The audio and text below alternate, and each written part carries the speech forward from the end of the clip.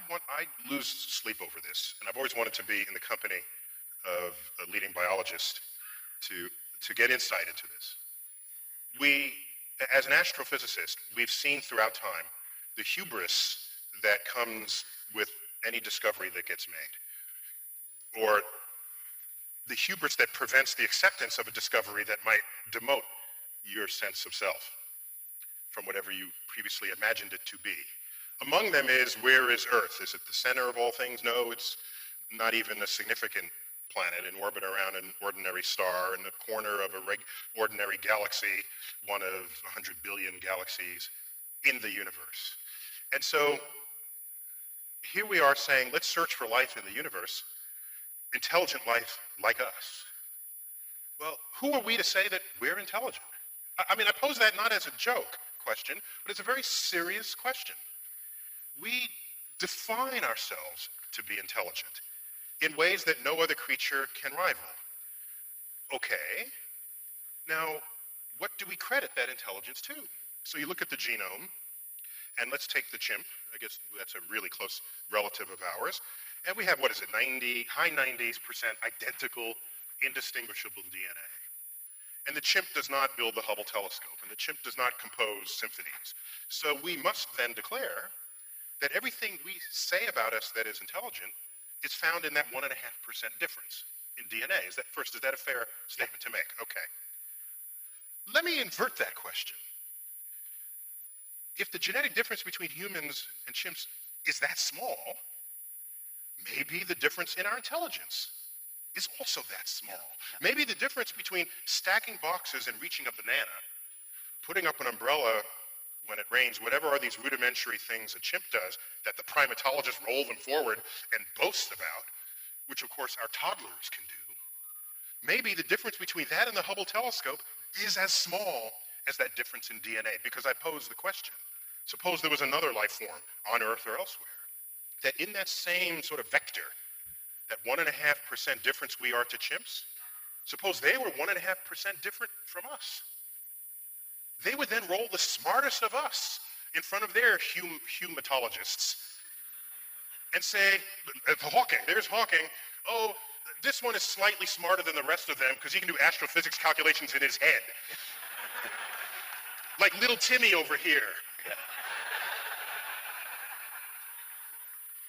So I wonder if we're just blithering idiots in the presence of even a trivially smarter species than us. So therefore, who are we to even assert that, number one, we are intelligent and we're looking for others at least as intelligent as us out there to talk to? By the way, is there any other species on Earth that we can talk to? Can we have a conversation with a chimp? That has nearly identical DNA, and I don't think we can actually say, hey, what movie do you want to see tonight? But you don't have that conversation with a chimp. Yet somehow we want to believe that an alien on another planet that's not even based on DNA, and even if it is, it's not nothing like us, that we could communicate with it. Yeah. I'm screaming at you, I'm sorry. Well, I mean, so there. Well, I'm all for, yeah, I'm all Are we as stupid as I'm saying? I'm all for deflating hubris. But, I mean, it's also true, of course, that our brains are anatomically very, very much bigger than chimps. And so that also must be contained in some sense in that tiny little percentage of DNA. I think the way to look at the DNA problem is to say that the sort of DNA that has been sequenced and the sort of thing on which we base that calculation of the 98% is, if you look at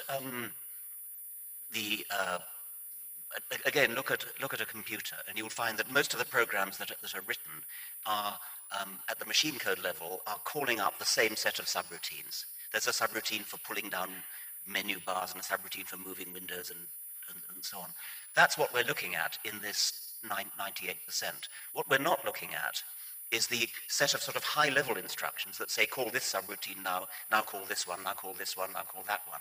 It's not just humans and chimpanzees. All mammals have pretty much the same repertoire of genetic subroutines.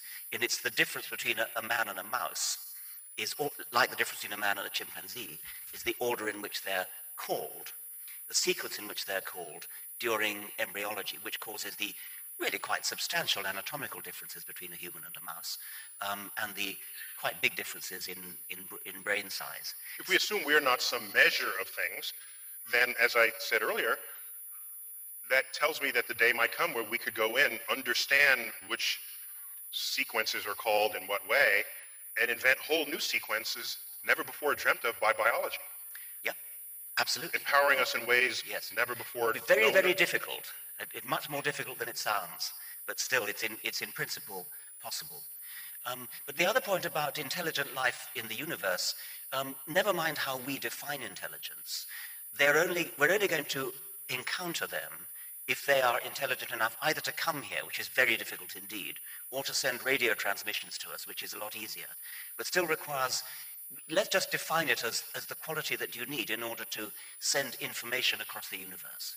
Now, you don't have to call that intelligence, but whatever it is, that's what it needs in order to get here, in order for us to apprehend it. And I wonder, surely you've walked past a worm that had just crawled out of the earth, and when you did so, you weren't saying to yourself, gee, I wonder what that worm is thinking. You just simply didn't care. You're so far beyond I don't want to put words in your mouth, but I'm imagining you simply really don't care what the worm is thinking. And the worm, conversely, has no clue that you consider yourself intelligent. You're just this thing that went by. So can you imagine a species that has such high intelligence that the prospect of communicating with us is simply of no interest to them? Yeah, I can, yeah. And they go by and their intelligence is on such a level that we can't even recognize it Yes. as intelligence. Yes, and moreover, I think it would more or less have to be that much ahead of us if we were ever to meet them, because we're never going to get there. Yeah, we sure as hell not getting there. But so Great. so See the NASA budget lately? It's not. So anything that gets here has got to have a very, very highly developed technology, far more than we've. That brings us to Stephen Hawking's concern about any civilization sufficiently advanced to visit us. What does that say about the consequence of that encounter? Yeah. And he's worried, of course, because he's taking his cue from the history of humans, with one has a more advanced technology than the other, and they visit. It almost is always bad for those with the lesser technology. And South America, one of the sort of more obvious examples in their first encounter with the Spaniards. So I don't know if I want to be the first one to shake hands, well, shake